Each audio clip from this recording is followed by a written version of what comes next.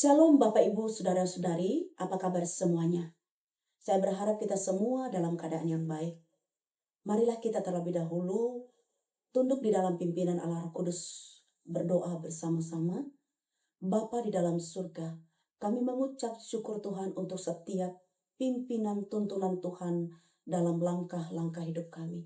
Saat ini kami mendengarkan firman Tuhan, berbicaralah kepada kami ya Roh Kudus, di dalam nama Tuhan Yesus Kristus kami berdoa. Amin. Bapak, Ibu, dan Saudara, pernahkah merasa hidupmu seperti berada di tengah kebingungan harus bagaimana? Sudah merencanakan semuanya, kuliah, pekerjaan, hubungan, tetapi tiba-tiba semuanya berubah. Lalu kemudian bertanya, Tuhan, apakah aku salah langkah?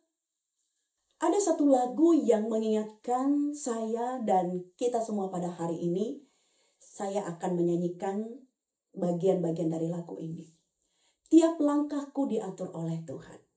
Tiap langkahku diatur oleh Tuhan. Dan tangan kasih-Nya memimpinku. Dilanjutkan kalimat ini, di tengah badai dunia yang menakutkan, hatiku tetap tenang teduh. Bapak, Ibu, dan Saudara, lagu ini dituliskan oleh seorang remaja yang berusia 19 tahun. Namanya adalah William Elmo Mercer. Ketika dia menuliskan lagu ini, ia pernah mengalami imannya goyah. Bukan karena satu kejadian besar yang tercatat secara spesifik, tetapi tersirat dalam lirik lagu itu sendiri. Terutama di bait kedua, Bapak, Ibu, dan Saudara, yang berbunyi demikian. Di waktu imanku mulai goyah, dan bila jalanku hampir sesat. Yang menyebutkan terkadang ia merasakan bahwa imannya mulai goyah ketika di hadapannya ada jurang yang luas yang menggambarkan ketidakpastian, ada kesulitan hidup, atau ada tantangan iman yang tampak begitu berat dan sangat menakutkan. Disinilah lirik ini mencerminkan bahwa Mercer menulis dari pengalaman batin saat ia sedang berada di masa yang terasa gelap atau tidak pasti, di mana ia menghadapi ketegangan dan kebimbangan dalam perjalanan hidupnya sebagai seorang remaja atau pemuda yang baru memulai karir dan mencari arah hidupnya. Bapak, Ibu, dan Saudara, firman Tuhan pengingat bagi kita hari ini. Mari kita lihat di dalam Amsal 16 ayat 9. Saya akan membacakannya untuk kita. Hati manusia memikir-mikirkan jalannya, tetapi Tuhanlah yang menentukan arah langkahnya. Ayat ini ditulis oleh Raja Salomo yang kita kenal di dalam Alkitab raja yang paling bijaksana dalam sejarah Israel. Di zamannya umat Tuhan hidup tanpa yang kita kenal sekarang GPS, tanpa internet, tanpa konselor karir.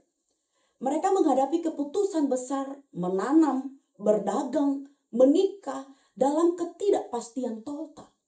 Tetapi iman mereka berbeda dari bangsa-bangsa sekitar mereka. Mereka hanya percaya, bukan sekedar takdir yang buta, bukan juga hanya sekedar keberuntungan, tetapi apa yang mereka percaya? Allah yang hidup, yang menuntun setiap langkah-langkah hidup mereka. Dan inilah keindahan yang ditulis oleh Amsal 16 ayat 9 ini. Ia tidak menyangkal akal budi manusia, kita boleh merencanakan, boleh berpikir, boleh berusaha. Tetapi ia mengingatkan kita, keberhasilan sejati datang saat kita menyerahkan arah hidup kepada Tuhan. Amin, Bapak, Ibu. Dalam perjanjian baru kita melihat Yesus Kristus sebagai teladan yang sempurna. Setiap langkahnya dari Nazaret ke Yerusalem, dari Getsemani ke Kalvari, bukan kebetulan saja. Ia berkata, aku datang bukan untuk melakukan kehendakku, tetapi kehendak Dia yang telah mengutus aku. Ini adalah perkataan Yesus. Yesus tidak hanya meneladani penyerahan kepada rencana Bapa, Ia menjadi jalan itu sendiri. Bapak Ibu dapat melihat di dalam Injil Yohanes 14 ayat 6.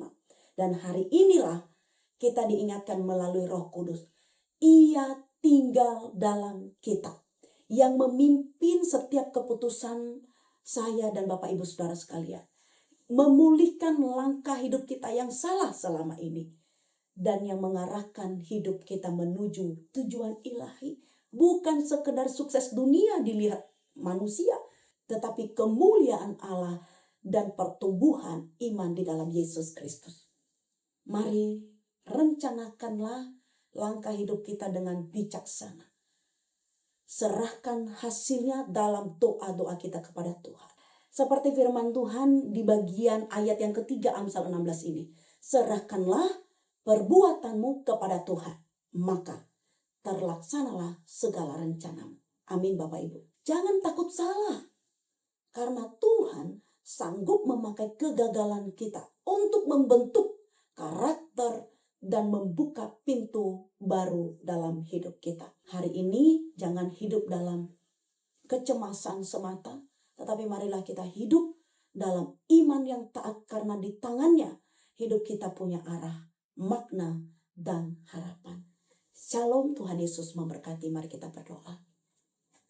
Bapa di dalam surga, kami mengucap syukur tuntunan Tuhan dalam langkah-langkah hidup kami. Terima kasih firman Tuhan yang Engkau berikan kepada kami hari ini. Bagaimanapun kami banyak merencanakan, tetapi biarlah kami serahkan semua rencana kami itu di dalam pimpinan Tuhan dalam hidup kami. Terima kasih Bapa, meteraikan firman-Mu di dalam hidup kami. Roh Kudus mampukanlah kami untuk melakukan dalam kehidupan sehari-hari kami. Demi Yesus Kristus Allah yang hidup, kami berdoa dan bersyukur kepada Bapa di surga. Amin.